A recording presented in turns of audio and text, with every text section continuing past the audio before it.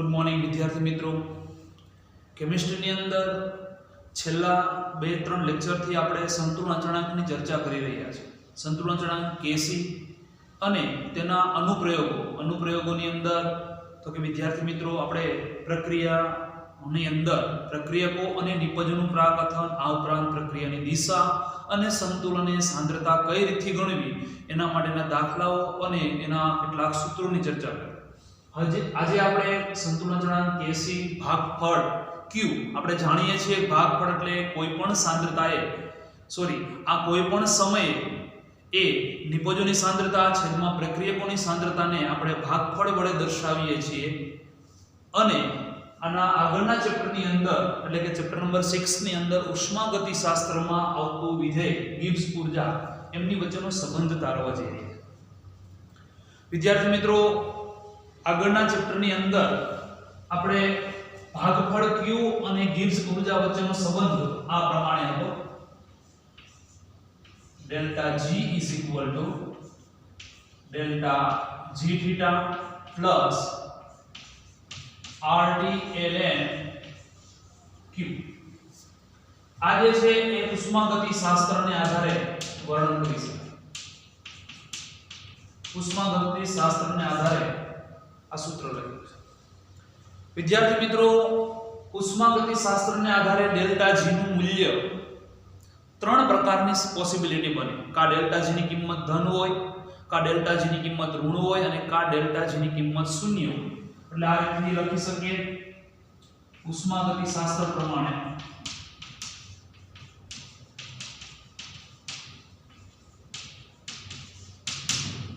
અને જો પર્ટિક્યુલર કહીએ તો ઉષ્માગતિશાસ્ત્રનો બીજો નિયમ એને આધારે ડેલ્ટા G ની કિંમત જો ઋણ હોય તો આવા પ્રકારની પ્રક્રિયાને સ્વયંસ્ફુરિત પ્રક્રિયા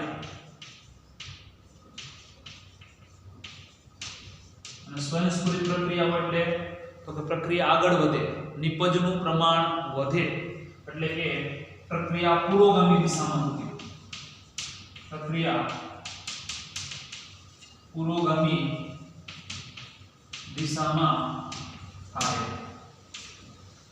જો ડેલ્ટા G ની કિંમત ધન હોય, અહીંયા લખી શકીએ કે ડેલ્ટા G ની કિંમત ઋણ છે, અહીંયા ડેલ્ટા G ની કિંમત ધન છે। જો ડેલ્ટા G ની કિંમત ધન હોય તો પ્રક્રિયા બિન સ્વયંસ્ફુરિત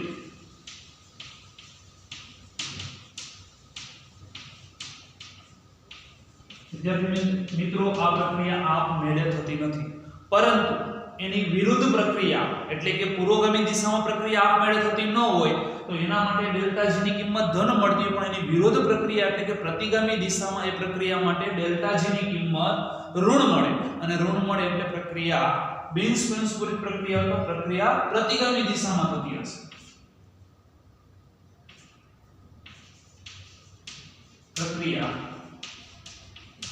પ્રતિગામી દિશામાં થાય અને પુરોગામી દિશા માટે ડેલ્ટા G ની કિંમત ધન મળે છે તો એની વિરુદ્ધ પ્રક્રિયા માટે એની કિંમત ઋણ મળશે, જેથી કરીને પ્રક્રિયા પ્રતિગામી દિશામાં થતી હશે। જો ડેલ્ટા G ની કિંમત 0 એટલે કે શૂન્ય હોય તો આવા પ્રકારની પ્રક્રિયા એ સંતુલિત પ્રક્રિયા છે।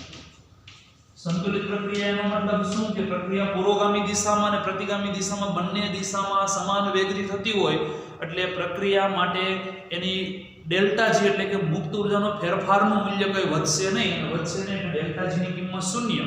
ટેક્સ્ટ બુક ની અંદર પણ એ જ પ્રમાણે લખ્યું છે કે સંતુલન પ્રાપ્ત કર્યા પછી પ્રક્રિયાને ધકેલવા માટે કોઈ પ્રકારની મુક્ત ઊર્જા વધતી જ નથી અને એટલા માટે ડેલ્ટા G ની કિંમત શૂન્ય હોય અને સંતુલિત પ્રક્રિયાઓ એટલે આપણે લખી શકીએ કે પ્રક્રિયા પુરોગામી અને પ્રક્રિયા પ્રતિગામી એ બંને દિશામાં થતી હશે।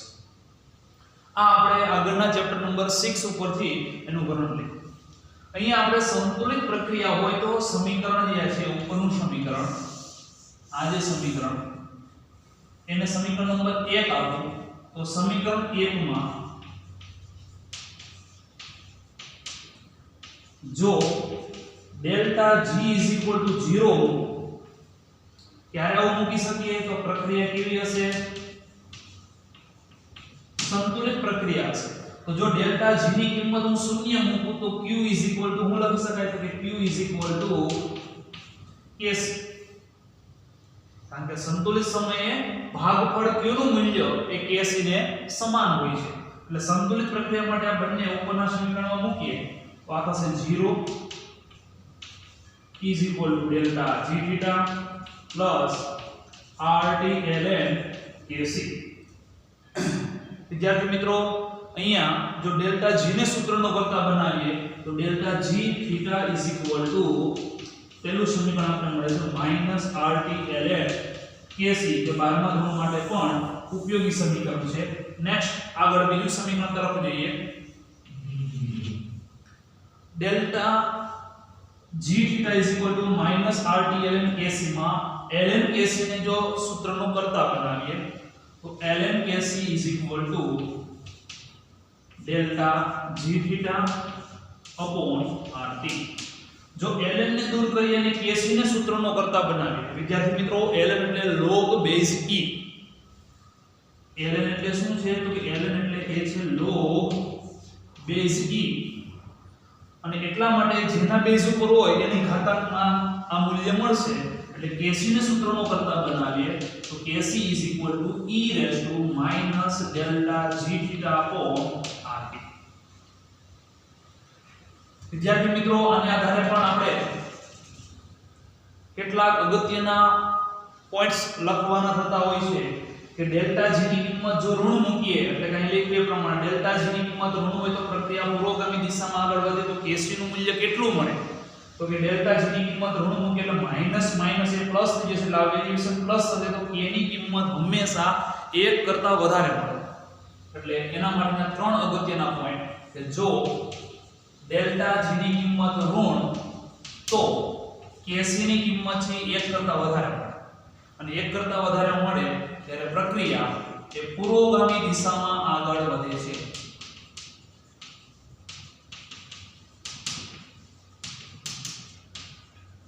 અને આને આધારે એમ પણ કહી શકાય કે આવા પ્રકારની પ્રક્રિયા એ કેવી હશે તો કે સ્વયંસ્ફુરિત પ્રક્રિયા હશે અને પુરોગામી દિશામાં આગળ વધતી હશે. વિદ્યાર્થી મિત્રો પુરોગામી દિશામાં આગળ વધતી હશે એનો મતલબ એમ કહી શકાય કે નિપજનું પ્રમાણ વધારે મળતું હશે જેથી નિપજ વધારે મળે. જો KC ની કિંમત 1 કરતા વધારે જો ડેલ્ટા G ની કિંમત ધન હોય તો આ સમીકરણ ઉપરથી સ્પષ્ટ છે કે ડેલ્ટા G ની કિંમત પ્લસ મૂકીએ તો આ પ્લસ માઈનસ એટલે આ ભાગ માઈનસ થશે એટલે 1/1 થશે 1/1 થશે એટલે K ની કિંમત 1 કરતા ઓછી મળે એટલે એ બિન સ્વયંસ્ફુરિત એટલે કે પ્રક્રિયા પ્રતિગામી દિશામાં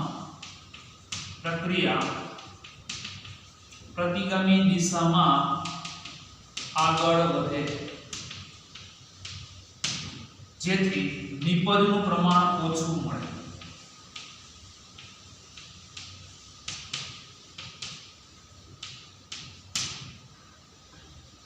અને જો ડેલ્ટા G થીટા 0 હોય એટલે કોઈ પણની 0 ઘાત કિંમત 1 એટલે તો K 1 અને ત્યારે વિદ્યાર્થી મિત્રો એવા પ્રકારની પ્રક્રિયા એ સંતુલિત પ્રક્રિયા છે. સંતુલિત પ્રક્રિયા આ આપણે થિયરી બેઝ સૂત્રો તારવેલા. વિદ્યાર્થી મિત્રો જ્યારે દાખલા ગણવા માટેના સૂત્રનો ઉપયોગ કરવાનો થતો હોય છે ત્યારે ln નથી હોતો કારણ કે આપણા કેલ્ક્યુલેટરની અંદરથી અથવા તો જે પાછળ લોગ ટેબલ આપેલું છે એની અંદર લોગ બેઝ 10 હોય છે એટલે બંને સૂત્રોને આપણે કન્વર્ટ કરવા પડશે. એટલે દાખલા ગણવા માટેના સૂત્રો ln માંથી ln એટલે લોગ બેઝ e એમાંથી લોગ બેઝ 10 માં કન્વર્ટ કરવા માટે લોગ બેઝ e માંથી લોગ બેઝ 10 માં કન્વર્ટ કરવા માટે 2.303 વડે ગુણવા પડે. અને એટલા માટે આ જે સૂત્ર છે એ સૂત્રને આ પ્રમાણે લખી શકીએ કે ડેલ્ટા G થીટા સમીકરણ આ જે છે એ -2.303 RT log KC અને આ જે સમીકરણ છે એમાં પણ આપણે આ રીતે લખી શકીએ કે log KC minus delta G theta એના છેદમાં 2.303 આરટી. ખાસ કરીને યાદ રાખવા જેવી બાબત છે કે વિદ્યાર્થી મિત્રો દાખલા ગણવા માટે આ બંને સૂત્રોનો ઉપયોગ કરવાનો થતો હોય કે જેની અંદર r ની કિંમત r છે અહીંયા ડેલ્ટા જી એટલે કે મુક્ત ઉર્જા એ ઉર્જા જૂલમાં મેળવવાની હોય છે અને એટલા માટે r ની કિંમત 0.0831 લેવાને બદલે અહીંયા r બરાબર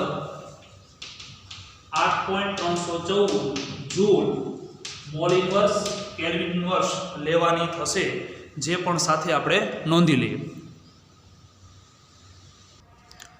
કોયડો 7.10 રકમ આ પ્રમાણે આપેલી છે વિદ્યાર્થી મિત્રો. ગ્લાયકોલિસિસમાં ગ્લુકોઝના ફોસ્ફોરાઇલેશન માટે ડેલ્ટા જી નું મૂલ્ય કિંમત આપેલી છે. Delta G theta is equal to 13.8 kilo joule પ્રતિ મોલ. ટી બરાબર તો કે ટી બરાબર 298 કેલ્વિન તાપમાને કેસી નું મૂલ્ય કેટલું હશે મેળવવાનું છે. વિદ્યાર્થી મિત્રો r ની કિંમત છે આપણે થોડી વાર પહેલા ચર્ચા કરી એ પ્રમાણે 8.314 joule mall inverse kelvin inverse લેવાની થતી હોય, અહીંયા જૂલમાં હોય તો અહીંથી કિલો જૂલમાંથી આપણે એને જૂલમાં કન્વર્ટ કરવા પડે.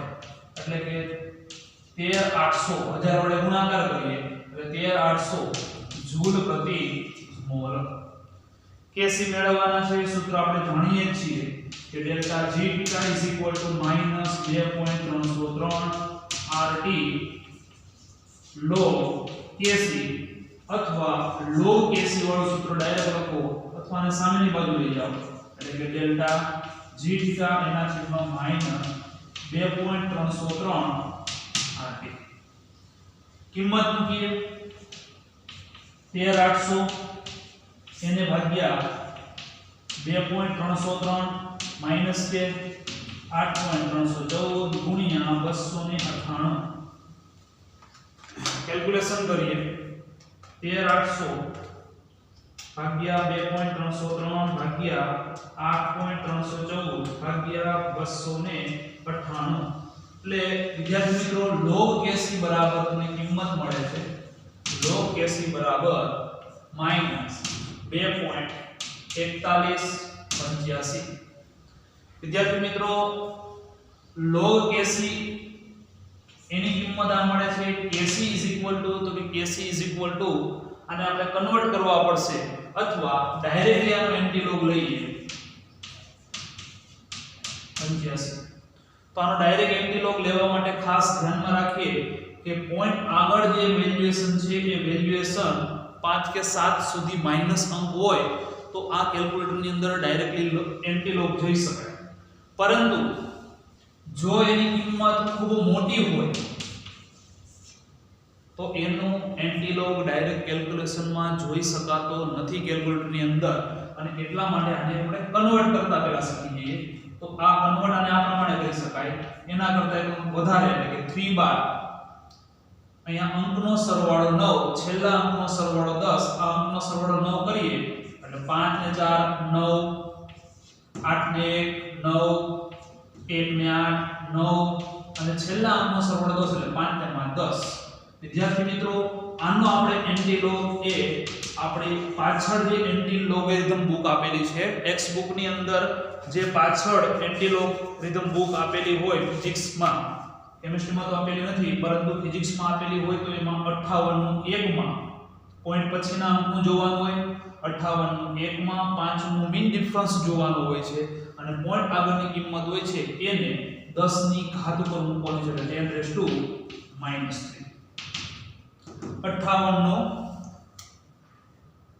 15 એની કિંમત જોવાની એટલે પોઈન્ટ 58 15. હવે વાત કરીએ કેલ્ક્યુલેટરની અંદર એન્ટીલોગ કઈ રીતે જોવાનો. તો વિદ્યાર્થી મિત્રો લોગ અને એન્ટીલોગ એ બંને માટેની શોર્ટકટ મેથડ એ કેલ્ક્યુલેટરમાં કઈ રીતે જોવાની એના માટે સમજીએ. તો પહેલા લોગની રીત સમજીએ. દાખલા તરીકે લોગની અંદર જે અંક છે ABCD જે કઈ જેનો લોગ જોવાનો છે એ અંક લખ્યા પછી 13 વખત વર્ગમૂળનું બટન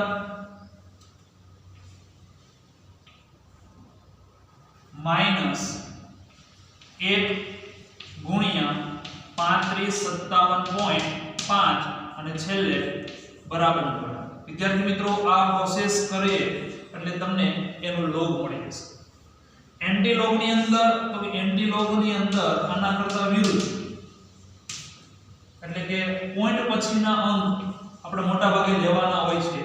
પોઈન્ટ આગળની કિંમત એને ડાયરેક્ટ 10 ની ઘાત ઉપર મૂકવાની હોય છે. આવું પ્રકારનું હોય તો આ ભાગ પણ માઈનસ છે અને આ ભાગ માઈનસ છે એટલે આનો ડાયરેક્ટલી એન્ટી લોગ એની અંદર તમે જોઈ પોઈન્ટ પછીના અંકમાં જોઈ શકો નહીં. પોઈન્ટ પછીના અંકનો એન્ટી લોગ જોવાનો હોય તો આખી કિંમત માઈનસ ન હોય જે માત્ર પોઈન્ટ આગળનો અંક જ માઈનસ હોવો જોઈએ. આ 3 બાર નો મતલબ થાય કે -3. આ ભાગ કેવું મૂલ્ય છે પ્લસ વેલ્યુએશન છે. સમજીએ તો અહીંયા તો કે આ છે -3.000 અને આ છે પ્લસ 0.5815 અને આ બેનો સરવાળો કરો એટલે ટોટલ માઈનસ કિંમત મળશે -4185. આ સંપૂર્ણ માઈનસ છે. એમાંથી પોઈન્ટ આગળનો અંક માઈનસ કર્યો અને પોઈન્ટ પછીનો અંક પ્લસ કરવા માટે મેં અહીંયા રચના કરી કે આના કરતા એક મૂલ્ય વધારે અને બાકીના બધા અંકનો સરવાળો 9 અને છેલ્લા અંકનો સરવાળો 10 કરી નાખવામાં આવે તો આ વેલ્યુએશન પ્લસ થશે. હવે આનો એન્ટી લોગ છે એ કેલ્ક્યુલેટરમાં ડાયરેક્ટલી તમે જોઈ શકો અથવા એન્ટી લોગેરિધમ બુક જે છે આપણે લોગેરિધમ બુક એની અંદર પણ એન્ટી લોગ જોઈ શકો. આનો તમે anti log direct logarithm book ની અંદર જોઈ શકો નહીં કારણ કે આ સંપૂર્ણ માઈનસ કિંમત છે ત્યારે માઈનસનો લોગ કે માઈનસનો એન્ટી લોગ જોઈ શકાતો નથી એટલા માટે. એટલે આપણે આની પ્લસ વેલ્યુએશન કરી એનો તમે બુકમાં જોવો અથવા આના કરતા વિરુદ્ધ એટલે કે પોઈન્ટ પછીના 4 અંક આના કરતા ઉલટી પ્રોસેસ એટલે સૌપ્રથમ ભાગ્યા 3557.5 વત્તા 1 ગુણ્યા અને બરાબરનું બટન 13 વખત પહેલામાં 13 વખત વર્ગમૂળ લેવામાં આવે અને 13 વખતે બટન દબાવવાનું અને જેથી કરીને એ જવાબ આપણને મળશે. સમજીએ તો અહીંયા 0.5815 પહેલા સૌપ્રથમ ભાગ્યા 3557.5 પ્લસ 1 ગુણ્યા બરાબરનું બટન 13 વખત 1 2 3 4 5 6 7 8 9 10 11 12 13 જે આવશે એ સીધો જ ડાયરેક્ટ આપણો જવાબ એનો જવાબ મળે છે 3.814. આ આપણે KC ની કિંમત મળશે. વિદ્યાર્થી મિત્રો આ લોગ અને એન્ટી લોગ માટેની વેલ્યુએશન કઈ રીતે કેલ્ક્યુલેટરમાં નોંધવું એ ખાસ લખી લેવું અને સાથે દાખલો પણ આપણે લખી લઈશું. ત્યારબાદ વિદ્યાર્થી મિત્રો કોયડો 7.11 રકમ આ પ્રમાણે આપેલી છે. સુક્રોઝનું જળ વિભાજન નીચે પ્રમાણે sucrose plus H2O gives glucose plus fructose. Sucrose plus H2O gives glucose plus fructose. આ એનું જળ વિભાજનની પ્રક્રિયા આપેલી છે. વિદ્યાર્થી મિત્રો આ પ્રક્રિયા માટે સંતુલન અચળાંક Kc ની કિંમત T બરાબર 300 કેલ્વિન તાપમાને Kc ની કિંમત આપણે આપેલી છે અને એ કિંમત છે 2 * 10 ની 13 ઘાત 2 * 10 ની 13 ઘાત તો 300 કેલ્વિન તાપમાને ડેલ્ટા G થીટા ગણો. R બરાબર આપણે જાણીએ છીએ 8.314 જૂલ મોલ ઇન્વર્સ કેલ્વિન. સૂત્ર પણ જાણીએ છીએ delta G theta -2.303 RT log Kc. કિંમત મૂકીએ એટલે -2.303 R બરાબર 8.314 T બરાબર 300 એને ગુણ્યા log 2 * 10 ની 13 ઘાત. વિદ્યાર્થી મિત્રો log a ગુણ્યા b એટલે log a plus log b એટલે બે સ્ટેપ વધારે થશે. પેલા બધાનો ગુણાકાર લખી નાખીએ આપણે સાથે 2.303 ગુણ્યા 8.314 ગુણ્યા 300 એટલે એની કિંમત મળે છે -57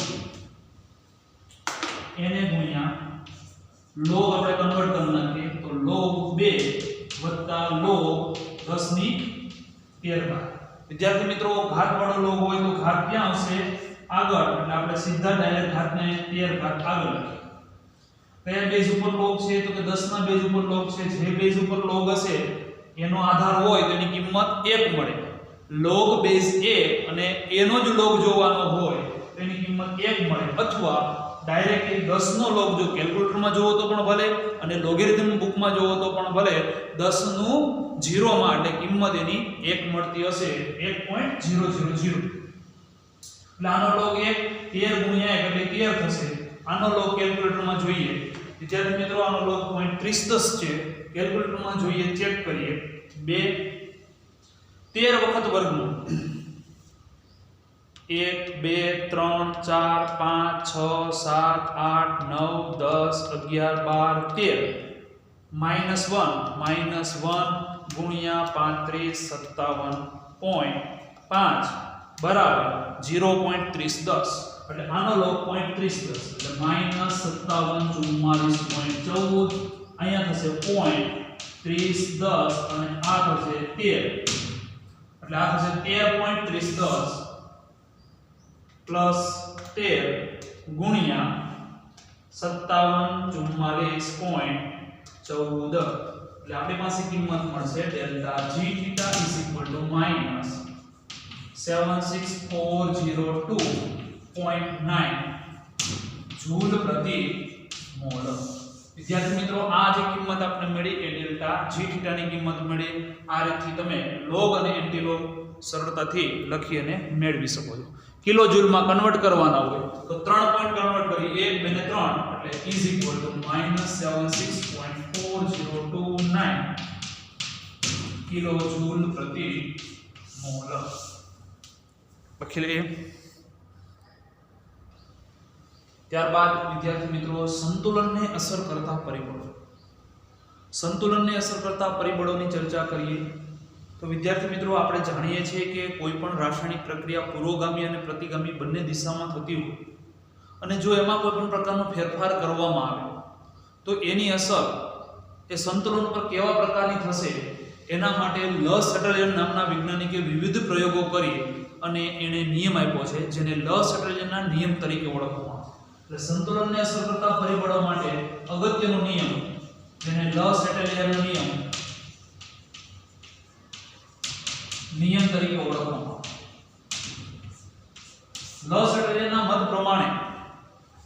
લસેટરજનના મત પ્રમાણે કે જો સંતુલન પરિસ્થિતિમાં કોઈ પણ પ્રકારનો ફેરફાર કરવામાં આવે કોઈ પણ પરિબળનો ફેરફાર કરવામાં આવશે તો નવું સંતુલન સ્થપાશે એ નવું સંતુલન કઈ રીતે સ્થપાશે તો કે નવા સંતુલન દરમિયાન જે કંઈ અસર ફેરફાર કર્યો છે એ ફેરફારની અસરને ન્યૂનતમ કરશે અથવા તો ફેરફારની અસરને નાબૂદ કરવાનો પ્રયત્ન કરશે અને એટલા જ માટે લસેટરના નિયમનું સ્ટેટમેન્ટ આ પ્રમાણે છે કે સંતુલન પરિસ્થિતિમાં પ્રણાલીની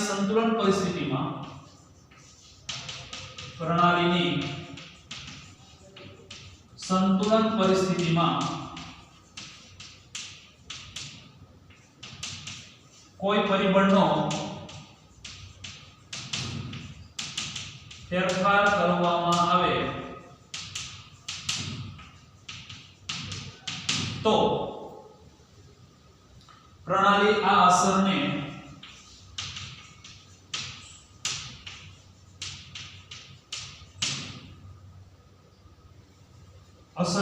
ઓછી કરશે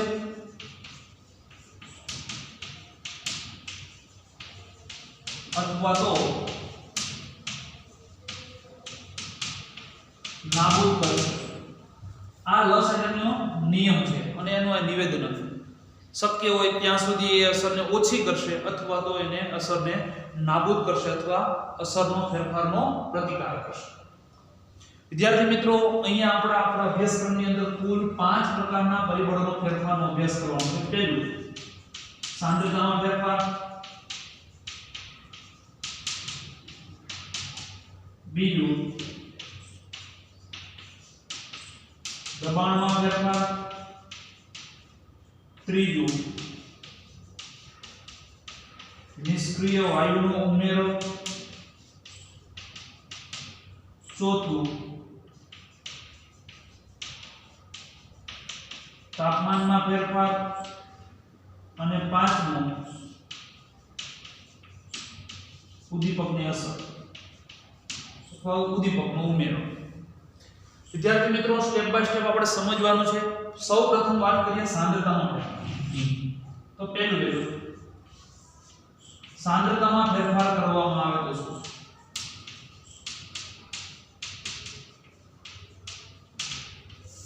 તો સૌપ્રથમ આપણે એક સંતુલિત પ્રક્રિયા આ પ્રમાણે સમજીએ કે પ્રક્રિયકો સંતુલિત અવસ્થામાં છે નિપજો સાથે. વિદ્યાર્થી મિત્રો, જો પ્રક્રિયકોની સાંદ્રતા વધારો તો શું થશે? તો પ્રક્રિયકોની સાંદ્રતા વધશે એટલે એની અસર શું થશે કે નિપજની સાંદ્રતામાં વધારો થશે. એટલે પ્રક્રિયા કઈ દિશામાં આગળ વધશે? પુરોગામી દિશામાં. કારણ તો કે લસટના નિયમ પ્રમાણે અત્યારે આ પ્રક્રિયા સંતુલિત પ્રક્રિયા છે, પરંતુ પ્રક્રિયકોની સાંદ્રતાઓ વધારે છે એટલે પ્રક્રિયા પુરોગામી દિશામાં આગળ વધે. એના કરતા વિપરીત જો પ્રક્રિયકોની સાંદ્રતા ઘટાડો તો પ્રક્રિયા એ અસરને નાબૂદ કરવા માટે પ્રક્રિયા પ્રતિગામી દિશામાં થતી હશે. હવે વાત કરીએ નિપજની. તો નિપજની સાંદ્રતા વધારો તો કે આ ભાગ વધશે એટલે પ્રક્રિયા પ્રતિગામી દિશામાં થશે અને પ્રક્રિયકોનું પ્રમાણ વધારશે. જો નિપજનું પ્રમાણ ઘટાડો તો કે નિપજનું પ્રમાણ ઘટાડો તો પ્રક્રિયા એ ઘટેલું પ્રમાણ અસર નાબૂદ કરવા માટે પ્રક્રિયા વધુ પુરોગામી દિશામાં આગળ વધશે અને નિપજનું પ્રમાણ વધારશે. એટલે ચાર મુદ્દાઓને આધારે લખી શકીએ. પહેલો પોઈન્ટ પ્રક્રિયકોને આધારે. પહેલા પ્રક્રિયકોની સાંદ્રતામાં કેવા પ્રકારનો ફેરફાર કરે તો પહેલા લખી શકીએ કે પ્રક્રિયકોની સાંદ્રતા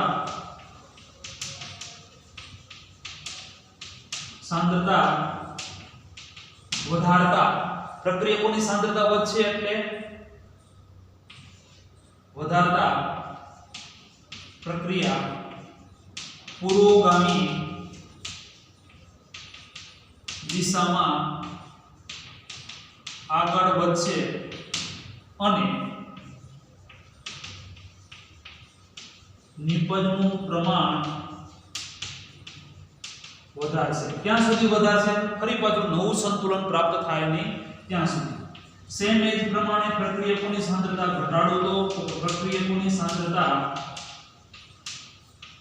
ઘટાડતા પ્રક્રિયા અહીં સાંદ્રતા ઘટાડે એટલે લસટના નિયમ પ્રમાણે એની અસર ઓછી કરે. પ્રક્રિયા પ્રતિગામી દિશામાં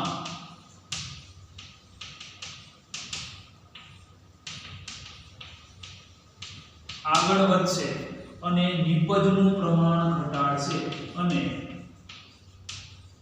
નિપજનું પ્રમાણ ઘટાડશે.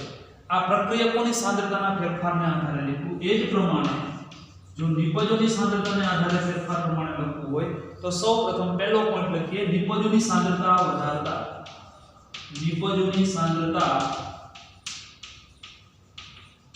વધારતા પ્રક્રિયા પ્રતિગામી દિશામાં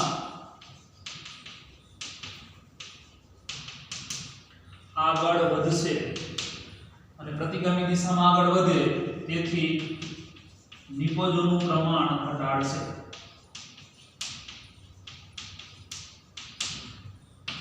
જો નિપજોની સાંદ્રતા ઘટાડે તો કે નિપજોની સાંદ્રતા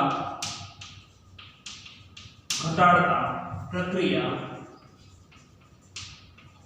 પુરોગામી દિશામાં આગળ વધશે અને નિપજોનું પ્રમાણ વધારશે.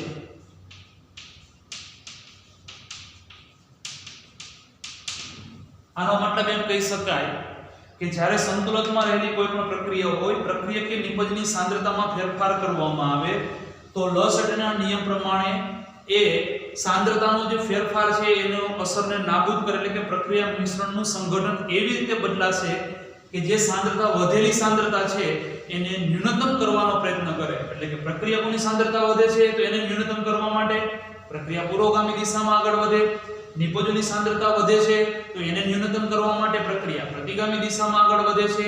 જો પ્રક્રિયકોની સાંદ્રતા ઓછી કરવામાં આવે તો એનું એ અસરને ન્યૂનતમ કરવા માટે પ્રક્રિયા પ્રતિગામી દિશામાં આગળ વધતી હશે. આની સાંદ્રતા ઓછી કરવામાં આવે તો પ્રક્રિયા એ અસરને નાબૂદ કરવા માટે પ્રક્રિયા એ પુરોગામી દિશામાં આગળ વધતી હશે. લખી લે.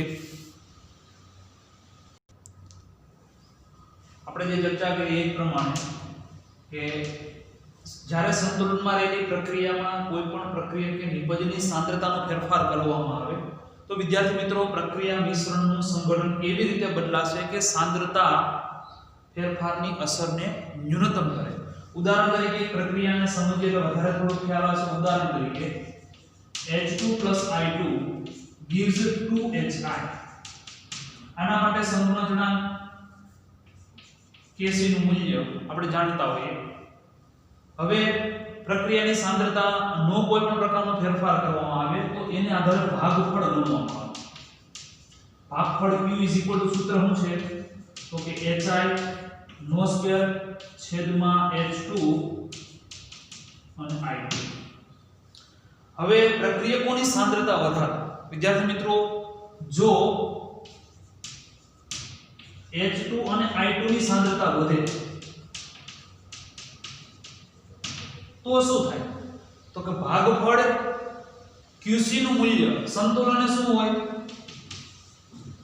તો કે QC KC ત્યારે તો કે સંતુલન. હવે H2 અને I2 ની સાંદ્રતા વધારો એટલે QC નું મૂલ્ય KC કરતા શું થશે ઓછું થશે. શા માટે તો કે છેદ મોટો બને એટલે QC ની કિંમત ઘટે એટલે H2 અને I2 ની સાંદ્રતા વધશે એટલે ઓટોમેટિકલી ક્લિયર છે કે QC જે છે એની કિંમત ઘટશે કોના કરતા KC કરતા. અને આવું થાય એટલે પ્રક્રિયા કઈ દિશામાં આગળ વધે તો કે પ્રક્રિયા પુરોગામી દિશામાં. પ્રક્રિયા પુરોગામી દિશામાં થશે અને પુરોગામી દિશામાં થાય એટલે નિપજનું પ્રમાણ વધે. જે આગળ આપણે ચર્ચા કરીએ સેમ એ પ્રમાણે કે જો H2 અને I2 ની સાંદ્રતા ઘટાડો સાંદ્રતા ઘટશે તો શું થાય તો કે એની સાંદ્રતા ઘટાડીએ એટલે છેદ નાનો બને તો QC મોટા બને કોના કરતા તો KC કરતા મોટા બને એટલે પ્રક્રિયા પ્રતિગામી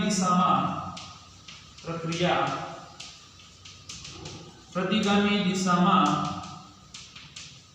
આગળ વધશે.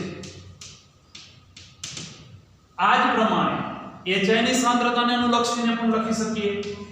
એકાદો પોઈન્ટ સમજીએ. HI ની સાંદ્રતા વધારતા શું થાય તો કે HI ની સાંદ્રતા વધે એટલે QC ની કિંમત વધે કોના કરતા KC કરતા. શા માટે તો કે KC અચળ છે આ સંતુલન આ હોય છે પરંતુ HI ની સાંદ્રતા વધારો એટલે QC નું મૂલ્ય વધે છે KC કરતા. કારણ તો કે HI અંશમાં છે અને એટલા માટે આના કરતાનું મૂલ્ય વધે તો પ્રક્રિયા કઈ દિશામાં તો કે પ્રક્રિયા પ્રતિગામી દિશામાં આગળ વધશે અને પ્રતિગામી દિશામાં આગળ વધે એટલે પ્રક્રિયકોનું પ્રમાણ વધશે. વિદ્યાર્થી મિત્રો આ રીતથી સાંદ્રતાની ફેરફારની અસર સરળતાથી સમજી શકાય. લખી લઈએ આપણે.